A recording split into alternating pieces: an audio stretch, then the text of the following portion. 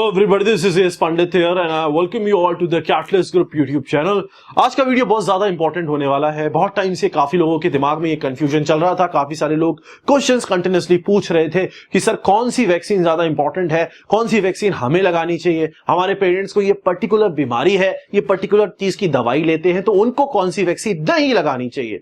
तो हम लोगों ने पोल कराई और काफी सारे क्वेश्चंस इकट्ठे किए। आज आपके एक एक क्वेश्चन का आंसर इस वीडियो में मिल जाएगा। आपको पूरा वीडियो देखना है और जिससे आप बाकी किसी भी इंसान को जिसको डाउट हो सब चीज समझा पाओ। तो आज की वीडियो बनाने से पहले हम लोगों ने कुछ डॉक्टर्स से डिस्कशन किया है, जिससे हमें काफी सारे क्वेश्चन जो आपने पूछे थे उसके आंसर्स मिले हैं और आपके सामने उनको लेके मैं प्रेजेंट हुआ हूं। इस वीडियो को कोशिश करना ज्यादातर लोगों तक पहुंचा पाओ, जिससे कि किसी के दिमाग में भी कोई भी डाउट ना रह जाए और हर इंसान डिसाइड कर पाए कि उसके लिए कौन सी वैक्सीन बेहतर है और कौन सी वैक्सीन बेहतर नहीं है। आज हम दो इंपॉर्टेंट वैक्सीन की बात करने वाले हैं, एक है कोविशील्ड और दूसरी है कोवैक्सीन। दोनों जो वैक्सीन है ऑल टुगेदर डिफरेंट टेक्नोलॉजी पे बेस्ड है। कोविशील्ड जो है ये एक वायरल वेक्टर टेक्नोलॉजी पे बेस्ड है, जो कि यूज करती है एक चिंपैंजी एडिनो वायरस। आपकी बॉडी के अंदर उसका एक बॉडी वाइड फॉर्म डाला जाता है, जो कि कोविड प्रोटीन को आपकी बॉडी के अंदर लेके जाता है और इम्यून सिस्टम को एक ट्रायल मैच खिलाता है। ट्रायल मैच का मतलब समझते हो, इम्यून सिस्टम कभी नए वायरस के लिए प्रिपेयर नहीं होता है अनटिल एंड अनलेस बॉडी पे कोई इफेक्ट आए।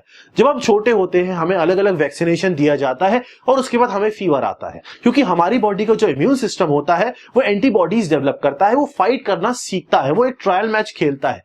कोविड-19 का जो इन्फेक्शन जब लोगों को होना शुरू हुआ तो बॉडी उस चीज के लिए प्रिपेयर नहीं थी। तो ये जो वैक्सीनेशन होता है ये बेसिकली इम्यून सिस्टम को प्रिपेयर कराता है कि भाई अगर ऐसा कभी इन्फेक्शन हो तो आपको फाइट करना है। तो कोविशील्ड बेसिकली एक वायरल बेस्ड टेक्नोलॉजी है।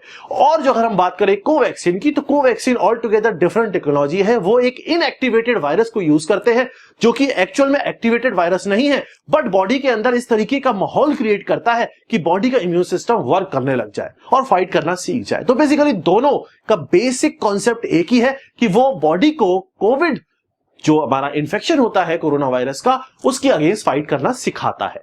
दोनों का टेक्नोलॉजी बेस्ड सिस्टम अलग है तो ऑल टुगेदर। तो अब हम बात करेंगे सबसे पहले कोविशील्ड के क्या क्या प्रोस एंड कॉन्स हैं, then will go with Covaxin. उसके बाद डिसाइड करते हैं कि कौन सी किसके लिए बेहतर है। कोविशील्ड की अगर आप बात करोगे तो कोविशील्ड एक तो बहुत ज्यादा क्वांटिटी में अवेलेबल है, बहुत इजीली उसके स्लॉट मिल जाते हैं, आप आसानी से उसको लगवा सकते हो। अभी रिसेंटली एक रिसर्च पब्लिश हुई है, उसमें यह भी देखा गया कि कोविशील्ड जो है वो कोवैक्सीन के कंपैरिजन में अगर देखा जाए तो ज्यादा बॉडी में एंटीबॉडीज डेवलप करता है। एंटीबॉडी का मतलब होता है जितनी ज्यादा एंटीबॉडी होंगी बॉडी के अंदर उतना बेटर तरीके से बॉडी फाइट करना सीख रही है, जितना अच्छी तरीके से परफॉर्मेंस देना सीख रही है। तो कोविशील्ड की वजह से ज्यादा एंटीबॉडीज डेवलप हो रही है, बट क्योंकि एंटीबॉडीज ज्यादा डेवलप हो रही हैं तो बॉडी के अंदर इम्यून सिस्टम को मतलब ज्यादा मेहनत करनी पड़ रही होगी, तो फीवर जो है वो ज्यादा आ सकता है, साइड इफेक्ट ज्यादा हो सकते हैं, सर दर्द हो सकता है, नौजिया आ सकता है, जहां वैक्सीन लगती है वहां पेन भी हो सकता है और वो 3 से 4 दिन तक आपका बढ़ सकता है। तो यहां पे कोविशील्ड जो है वो एंटीबॉडीज बहुत अच्छी तरीके से डेवलप कर रहा है, लेकिन उसके साइड इफेक्ट्स ज्यादा है। वो ज्यादा जो साइड इफेक्ट्स है लोगों के अंदर एक घबराहट पैदा करते हैं, बट स्टिल आपको ये चीज समझनी है कि वो वैक्सीन है, अपनी तरीके से फंक्शन करेगी। अब कोविशील्ड जो है वो किसको लगानी चाहिए किसको नहीं लगवानी चाहिए वो भी मैं आपको बता देता हूं। कोविशील्ड जो है ये उन लोगों के लिए प्रेफरेबल है जिनकी एज ज्यादा है। उसका रीजन है उनकी बॉडी में ऑलरेडी एंटीबॉडीज डेवलप करने की क्षमता कम होती है, क्योंकि एज ज्यादा हो गई होती है। अगर वो कोई एलर्जी उनको नहीं है, कोई डिसीज उनको नहीं है, तो फिर वो इजिली, डिसीज का मतलब कोई अच्छी बड़ी डिसीज, कोई फूड एलर्जी है, मान लो आपको कोई बहुत बड़ी एलर्जी है, आपको दिक्कत हो जाती है, ठीक है, तो उस केस में आपको कोविशील्ड नहीं लगवानी है। अगर आपको फूड एलर्जीज है, किसी भी मेडिसिन से पर्टिकुलर, किसी पर्टिकुलर सॉल्ट से एलर्जी है, तो भी आपको कोविशील्ड नहीं लगवानी है, then you can go with Covaxin. But उसकी भी कुछ हमारी कंडीशंस है, उसकी भी बात करेंगे। तो यहां पे जिनकी एज ज्यादा है उनको प्रेफर किया जाता है कि भाई आप जो है वो कोविशील्ड लगवा लो। सस्ती भी है और इजीली अवेलेबल भी है, बट वही चीज है, अगर आपको एलर्जी है तो कोविशील्ड आपको नहीं लगवानी है। समझ में आ रहा होगा। फिर आप कोवैक्सीन की तरफ जा सकते हो। कोविशील्ड की जो डोसेज है उनकी 2 डोज के बीच का जो टाइम पीरियड है, पहले वो कम था, अब उसको बढ़ा के ज्यादा कर दिया गया है। ऐसा कहा जाता है 12 से 16 हफ्ते के बीच का पहली डोज और सेकेंड डोज के बीच में टाइम पीरियड होना चाहिए, ऐसा कहा जाता है। तो यहां पे आपको जो डेट दी जाएगी सेकेंड डोज की, वो ध्यान रखना उसी डेट में लगवाना है। कुछ लोगों के अंदर ये कंफ्यूजन होता है कि हमारी सर सेकेंड डोज की डेट निकल गई है, तो सर क्या हम कभी भी लगवा सकते हैं सेकंड डोज? नहीं। अगर आपकी सेकंड डोज की डेट जो आपको दी गई है, अगर आपने उस डेट में नहीं लगाया है, तो again you have to go for first dose. आपका पूरा सिस्टम चेंज हो जाएगा। तो जो डेट दी जाती है उसी में जाके आपको अपनी सेकंड डोज लगवानी है। समझ में आ रहा होगा, सेकंड डोज का जो टाइम पीरियड है वो फर्स्ट डोज के हिसाब से फिक्स किया जाता है। तो कोविशील्ड जनरली जो एल्डर लोग हैं, जिनकी बीमारी ज्यादा जिनको नहीं है, लेकिन उनको लगवाई जा सकती है, they can handle that, but side effects होंगे तो घबराना नहीं है। अब बात करते हैं कोवैक्सीन, जो कि इनएक्टिवेटेड वायरल सिस्टम पे बेस्ड है। वहां पे वायरस एक्टिवेटेड नहीं होता है, बट बॉडी को प्रिपेयर कर देता है। कोवैक्सीन जो है अगर देखा जाए तो ये antibodies as compare to Covishield थोड़ी कम डेवलप करती है। इसका मतलब यह है कि कोवैक्सीन जनरली जो उन लोगों के लिए प्रेफर की जाती है जिनकी एज कम है, जो यंग एज है, 30 साल 35 साल 40 साल तक के लोगों के लिए कोवैक्सीन जो है वो प्रेफर की जा सकती है। उसका रीजन है antibodies as compare to Covishield कम है, तो यहां पे जो साइड इफेक्ट्स है वो भी कम आते हैं। कोवैक्सीन के साइड इफेक्ट्स ना के बराबर हैं, ज्यादा बुखार भी नहीं आता है, हल्का फुल्का पेन वहां हो सकता है जब वैक्सीन लगेगी, बट स्टिल बहुत कोविशील्ड के कंपैरेटिवली कम होते हैं। एंटीबॉडीज भी कम डेवलप होती हैं, बट यंग बॉडी के अंदर ऑलरेडी एंटीबॉडीज डेवलप करने की क्षमता होती है, तो वो कोवैक्सीन के साथ भी अच्छा खासा फाइट कर सकते हैं। और अगर दोनों डोजेस लग गई हैं तो ऑब्वियस सी बात है बॉडी आपकी प्रिपेयर हो जाती है। कोवैक्सीन के साथ एक खास बात और है कि इनकी जो 2 डोजेस के बीच का टाइम पीरियड है वो कम है, 4 से 6 हफ्ते के बीच का टाइम पीरियड है। तो कोवैक्सीन उन लोगों के लिए भी प्रेफरेबल है जो बाहर जाते रहते हैं। जैसे मैंने आपको बताया, अगर आप यंग एज में हो तो आप जॉब करते हो, आप वर्क करते हो, तो आप घर से बार बार बाहर जाओगे, तो अगर आपको एक बार इन्फेक्शन हो जाता है तो दोबारा इन्फेक्शन होने के चांसेस ज्यादा बढ़ जाते हैं। तो जिनको एक बार इन्फेक्शन हो चुका हो उनको कोवैक्सीन प्रेफर की जाती है अगर एज उनकी कम है, जिससे दोबारा इन्फेक्शन ना हो, वरना बॉडी और ज्यादा वीक हो जाती है। तो कोवैक्सीन का टाइम पीरियड 4 से 6 हफ्ते का है, वहां 16 हफ्ते तक जा सकता था। 2 टाइम पीरियड था फर्स्ट और सेकंड डोज का, इसलिए जो काम करते हैं, जो बाहर जाते हैं, उनका रेगुलर रूटीन है, उनके लिए कोवैक्सीन प्रेफरेबल है, इससे फटाफट दोनों डोज लग जाए। लेकिन कोवैक्सीन किसको नहीं लगवानी है? किसको नहीं लगवानी है? कोवैक्सीन उसको नहीं लगवानी जो हार्ट की दवाइयां खाता है, जो ब्लड थिनर खाता है, या जो हार्ट की कंटिन्यूसली दवाई खाता है, उसको कोवैक्सीन नहीं लगवानी है। कोवैक्सीन से प्रॉब्लम हो सकती है, तो उसको वो कोविशील्ड लगवा सकता है। इस चीज को आपको ध्यान रखना। जो ब्लड थिनर लेता है उसको कोवैक्सीन नहीं लगवानी है, इस चीज को आपको ध्यान रखना है। वो कोविशील्ड लगवा सकता है। वैक्सीनेशन दोनों अच्छी है, बट स्टिल आपको ये चीजें ध्यान रखनी जो मैंने आपको बताई है।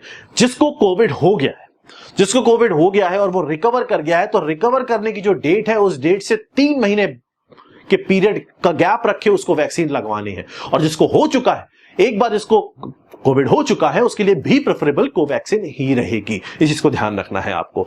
दूसरी चीज, अगर कोई प्रेग्नेंट लेडी है, वो कोई बेबी कैरी कर रही है, तो उसके लिए वैक्सीनेशन अभी नहीं है। उसको घर में ही रहना चाहिए और प्रोटेक्टिव एनवायरनमेंट पे रहना चाहिए, बाहर नहीं जाना चाहिए, क्योंकि प्रेग्नेंट लेडीज के लिए वैक्सीनेशन पे रिसर्च चल रही है। अभी तक कुछ फाइनल डिसीजन उस पर नहीं आया हुआ है। फिर से बता रहा हूं, डोज की जो डेट डिसाइड होती है उसी डेट पे लगवाना है, खास तौर से सेकंड डोज। कुछ लोगों के अंदर यह भी कंफ्यूजन होता है कि सर मैंने अभी कोविशील्ड लगवा दी, अब मेरी डेट जब आई तब उस समय कोविशील्ड अवेलेबल नहीं है, तो मैं क्या कोवैक्सीन लगा लूं? तो ऐसा नहीं है, ये कोई वीडियो गेम नहीं है। एक स्टेज नहीं दूसरी स्टेज खेल लो, जो वैक्सीन लगवाओगे नेक्स्ट टाइम पे वही वैक्सीन लगेगी, तभी उसका इफेक्ट आएगा। Otherwise again you have to go with the first dose only. ये कुछ क्वेश्चंस थे जो कंटिन्यूअसली मेरे पास आ रहे थे।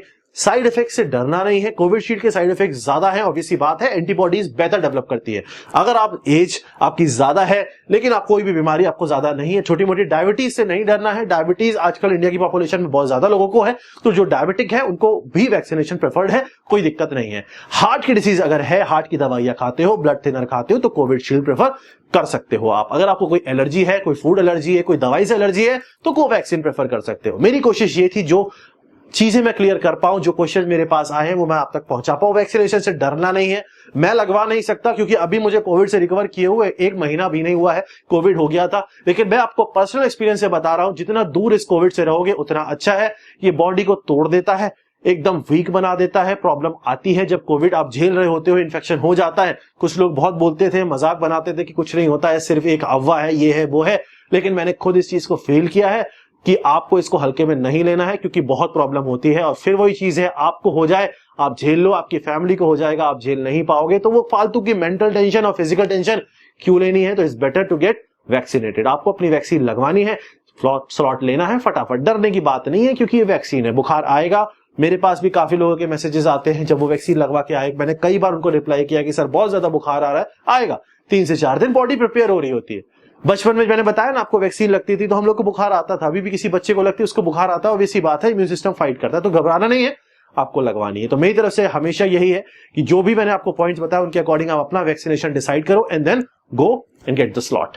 खुश रहो, मस्त रहो, ध्यान रखो अपने घर वालों का, मेहनत करते रहो। और ये जो इन्फॉर्मेशन है ये लोगों तक पहुंचाओ। बहुत लोग अवेयर नहीं है, बहुत लोग घबराए हुए हैं, तो घबराहट से उनकी दूर करो। जो उनके अंदर घबराहट है, जिनकी एज कम है, जो 18 साल से नीचे है, क्योंकि 18 साल से ऊपर लोगों को अलाउड है, जो 18 से नीचे हैं उनको अभी घर के अंदर रहना है, आराम करना है। अभी आप बच्चे हो, आपको बाहर जाने की जरूरत नहीं है, घर में आराम करो। कुछ टाइम बाद आपके लिए भी वैक्सीनेशन आ जाएगा, आपको भी वैक्सीन दे दी जाएगी। और जो बहुत छोटे बच्चे हैं, जो कि 3 साल 4 साल 2 साल, या फिर पेरेंट हैं जो उन बच्चों का ख्याल रखते हैं, तो अपने उन छोटे छोटे बच्चों का बहुत ध्यान रखो। उनको इन्फेक्शन भले ही ज्यादा नहीं हो, लेकिन वो कैरी कर सकते हो उस इन्फेक्शन को, जो आपको दिखेगा भी नहीं। तो सब लोगों को ध्यान देना है, अपने आप को प्रोटेक्ट करके रखना है। और जो वैक्सीन लगवाना चाहते हो जरूर लगवाओ, जो नहीं लगवाना चाहते हो, क्यों नहीं लगवाना चाहते, उनको भी जाके लगवानी चाहिए। मस्त रहो, खुश रहो, पेरेंट्स की रिस्पेक्ट करो और ध्यान रखो।